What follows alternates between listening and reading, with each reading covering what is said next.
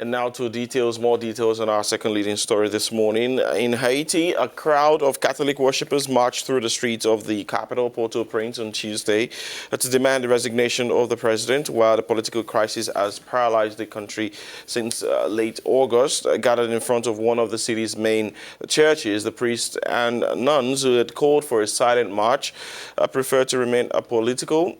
But the crowd of faithfuls who answered the call, who took to the streets in protest, did not hide their anger against President Jovenel Moise. After civil society started demonstrating against corruption in the summer of 2018, the academic and creative sectors have now joined the protest, calling for President Jovenel Moise to leave office. Ricardo Germain, political analyst in Port-au-Prince, has joined us to decipher the situation on the ground. Thank you for joining us. Haiti has been shaken for months by demonstrations calling for the president to leave and to resign. So should we expect this crisis to continue, in your opinion? So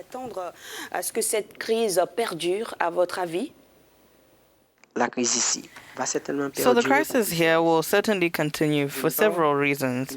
On one hand, Haitian politicians do not really negotiate in times of unrest. For them, it is all or nothing politics. This applies to both the opposition and the government. At least when they negotiate, it usually makes the situation worse. I could mention, for example, the 1995 agreement, and closer to home, the agreement between former President Martelly and the political class in 2014. The opposition takes advantage of the socio-economic and even humanitarian unrest of the crisis to stir up resentment among the population and to get the power on its side, and uses the situation to make the opposition feel guilty. On the other hand, against the backdrop of this crisis, there is this not-so-new battle for economic positioning between the bourgeoisie of Haiti and of Haitian origin and the wealthy of Levantine origin, because there are Syrians, Lebanese, Jews, and Egyptians who, with the exception of General Boulou, want to keep Moise in power. Well, can we say that Mr. Jovenel Moise still has some support in the country and perhaps international support? Some have accused the United States of, offering support and trying to maintain him. Well, certainly he's benefiting from a certain amount of support that still keeps him in power. The people are said to be dissatisfied and have, of course, taken to the streets. But the fact remains that the people does not mean the entire population. Hence, Jovenel Moise, as I insinuated earlier, has support from the bourgeoisie of Levantine origin and some activists as well. His party, the newly established Integrated United Nations office in Haiti, embassies, as well as the United Nations and the United States, which, even if they so wished, would not allow this dismissal for reasons of prestige and politics, of course. So the demonstrators talk about a generalized system of corruption and they want a total and complete reform. Is this a project that Mr. Moise tackled when he came into power? Well,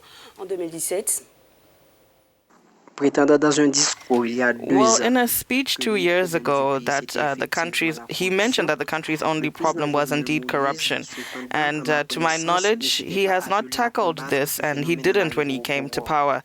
So even if he had wanted to, he would have to be very, very powerful. He is currently attacking former ministers who, it is said, had signed a Leonian contract not meeting standards with an electric power company called E-Power.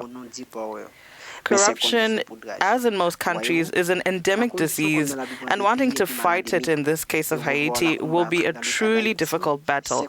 It's so complex a problem to be tackled by a single man who, worse still, is criticized by a large part of the population. So we'll have to see how he takes this on. So what, in your opinion, is the alternative here? Early elections or national dialogue? Well, a national dialogue, yes, I would be in favor, but this proposal isn't new. For there to be a dialogue, we must first of all reach a truce, which is very difficult for the people involved at the moment.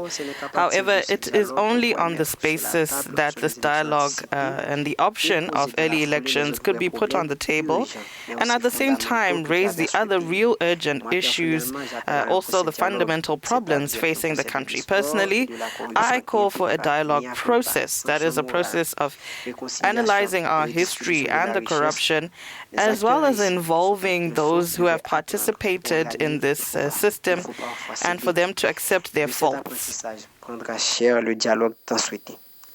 Ricardo Germain, imaginons que votre point de vue est partagé Well, we thank you. The most radical opponents have been challenging the legitimacy of President Moise since he came to power in 2017, but we'll wait to see whether they will accept a political dialogue. But for now, thank you for joining us on the program, Ricardo Germain, political analyst. Ricardo Germain, analyste politique depuis Port-au-Prince en Haïti. Giving us some more from Haiti.